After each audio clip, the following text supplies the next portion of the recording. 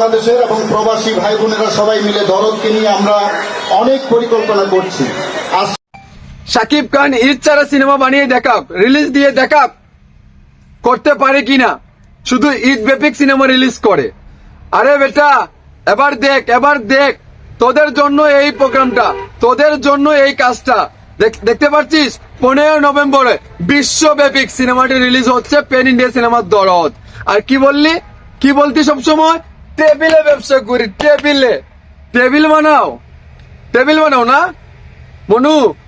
তোমার তো এখন স্থানই নেই বাংলাদেশে। দেখছো শাকিব খান আছে, সাকিবিয়ানরা আছে, বা তোমার তো এখন ভ্যালু নাই ভাই। এই যে বলো টেবিলে ব্যবসা, হাই রে টেবিলে ব্যবসা রে। দেখেছো তুফানের এক আওয়াজ।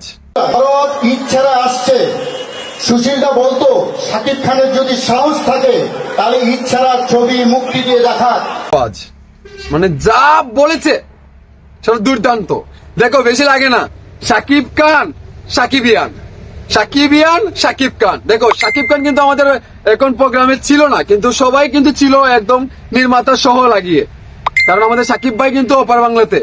কিন্তু দেখো এই যে ঝলকটা, এই যে চমকটা, সাকিবিয়ানরা কি করেছে বুঝতে পারছো? এই যে তুফান ভাইয়ের বক্তব্য, বিজয়ের বক্তব্য, অনিক ভাইয়ের বক্তব্য, এগুলো কেমন লেগেছে? হ্যাঁ, সেই চ্যালেঞ্জ নিয়ে বা সমগ্র বাংলাদেশে ঈদ ছাড়াই 15 নভেম্বর ঈদের আমেজ নিয়ে, ঈদের আনন্দ উপভোগ করতে দলে দলে একেবারে সিনেমার হলে, সিনেপ্লেক্সে মানুষের ঢল নামবে। কেননা ইতিমধ্যে আমরা প্রায় 10টি জেলায় ভিজিট করেছি। প্রায় সিনেমার হলে অগ্রিম টিকিট বুকিং চলছে এবং কোনো সিনেমার হলে প্রথম শো সোল আউট হয়ে গেছে। এটা খুবই খুশির সংবাদ।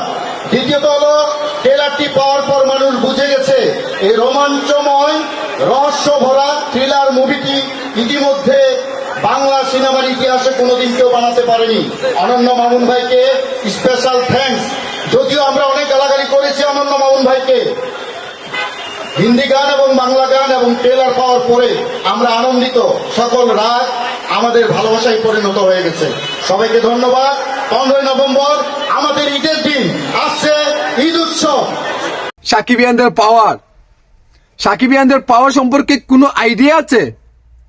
আর শুধু বলতে টেবিলে ব্যবসা, এগুলা খায়নি রে, এগুলা খায় না পরে। সাকিবিয়ানদের কাছে এগুলো ভ্যালু নেই, ঠিক আছে?